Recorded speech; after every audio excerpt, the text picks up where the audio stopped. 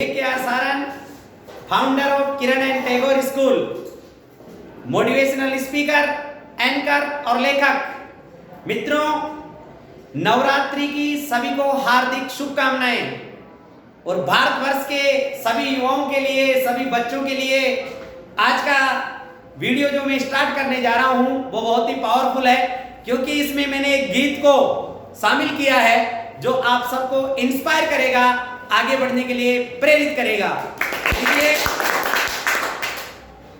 हम लोग हैं ऐसे दीवाने, दुनिया को बदल कर मानेंगे, मंजिल को पाने आए हैं, मंजिल को पाकर मानेंगे। बहुत ही जबरदस्त पंक्तियां हैं। आप लोगों को आगे बढ़ने के लिए, आपकी लक्ष्य, आपकी मंजिल तक पहुंचाने के लिए कि जो लक्ष्य है अपना पूरा हो, उस वक्त तसल्ली पाएंगे। ऐसे तो नहीं रुकने वाले, हम आगे बढ़ते जाएंगे। इस दिल में हजारों मौजे हैं, तूफान उठा कर मानेंगे। क्या जबरदस्त तरीके से ये पंक्तियां संदेश देती है आपको कि जो लक्ष्य है अपना पूरा हो।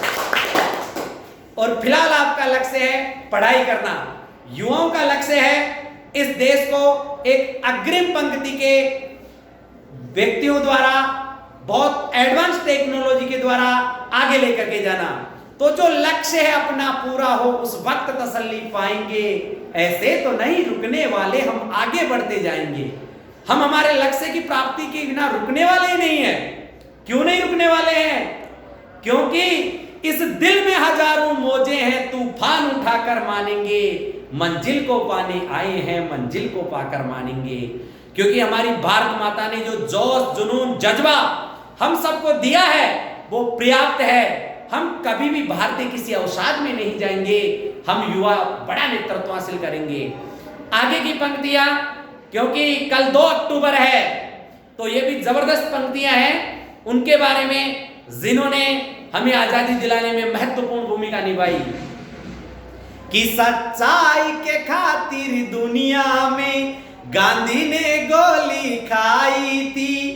सच्चाई के खातिर दुनिया में गांधी ने गोली खाई थी। ईसा भी चढ़े थे सूली पर, सुकरात ने जान गंवाई थी। ईसा भी चढ़े थे सूली पर, सुकरात ने जान गंवाई थी। हाँ, हम भी किसी से कम तो नहीं, तकदीर बदल कर मानेंगे।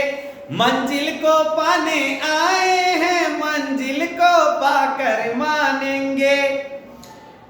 प्यारे साथियों, सच्चाई के खातिर दुनिया में हमारे महान, जिनको प्रेम से बापू भी कहा जाता है, इस भारतवर्ष के लिए और सच्चाई के खातिर उन्होंने सीने में गोली खाई थी।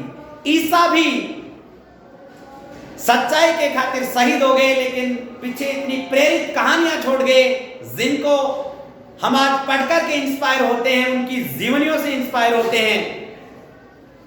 तो हम उनके वंशज हैं, इसलिए हमारे अंदर जोश, जुनून और जज्बे के साथ में खुशी हमेशा ही रहेगी।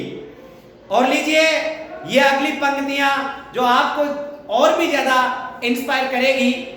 मित्रों, मैं उम्मीद करता हूं कि जो इन चारों पंक्तियों पर अपना पूरा फोकस डालेगा, वास्तव में उसकी जिंदगी स्वर्ग से कम नहीं होगी, ऐसी मुझे उम्मीद है। क्या कहती है ये पंक्तियां? 2 दिन की बहारें जग में है, जब जुल्म किसी का चलता है। हर जुल्म का सूरज लाख उगे, हर शाम को लेकिन ढलता है। नफरत के शोले दिल में हैं, हम उन्हें बुझा कर मानेंगे। मंजिल को पाने आए हैं, मंजिल को पाकर मानेंगे। क्या खूबसूरत बात कही है कि 2 दिन की बहारें जग में हैं, जब जुल्म किसी का चलता है। बिल्कुल, अंग्रेजों ने भी अपने ऊपर जुल्म ढहाए, लेकिन भारतीयों ने उनको परास्त किया और आज हम हिंदुस्तान की सच्ची स्वतंत्रता के पुजारी हैं।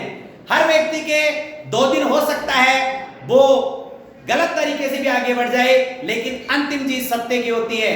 और हम तो हैं प्रेम के पुजारी भारतीय कि 2 दिन की बहार इस जग में है, जब जुल्म किसी का चलता है, हर जुल्म का सूरज लाख उगे हर शाम को लेकिन ढलता है। जो गलत करता है उसके घर में संध्या आती ही आती है। नफरत के शोले दिल में हैं, हम उन्हें बुझा कर मानेंगे, मंजिल को पाने आए हैं, मंजिल को पाकर मानेंगे।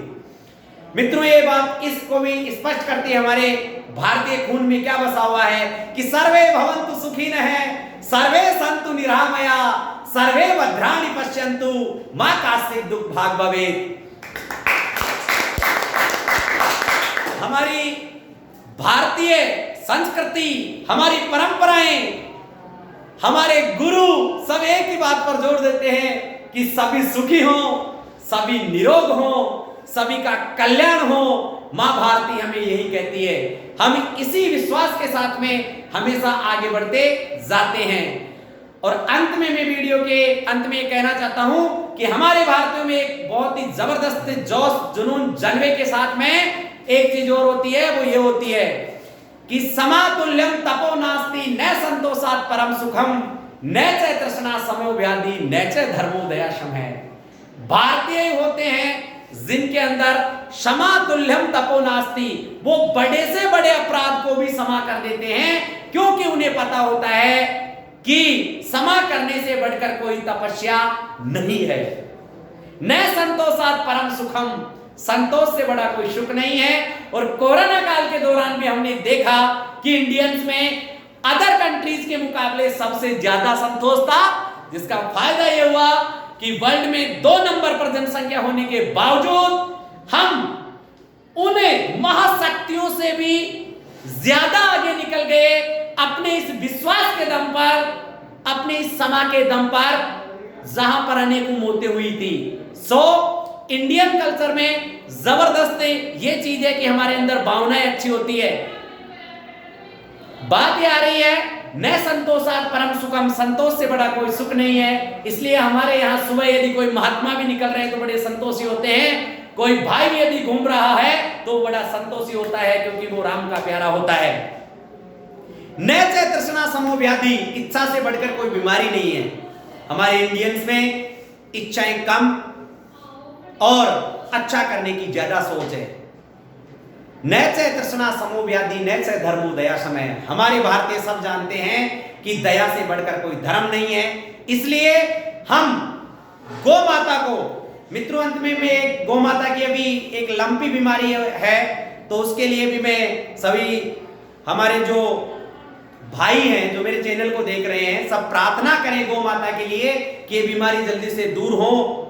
और गौ माता के लिए तो हमारे यहाँ एक बार हमारा एक भाई विदेश में गया हुआ था, उसको पूछा गया कि आपके कौन कौन से जानवर दूध देते हैं। हमारे भाई का जवाब था भैंस देती है।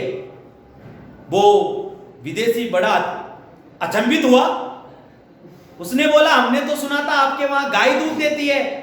अरे बोले मूर्खे, गाय जानवर थोड़ी है, आपने जानवर पूछा है।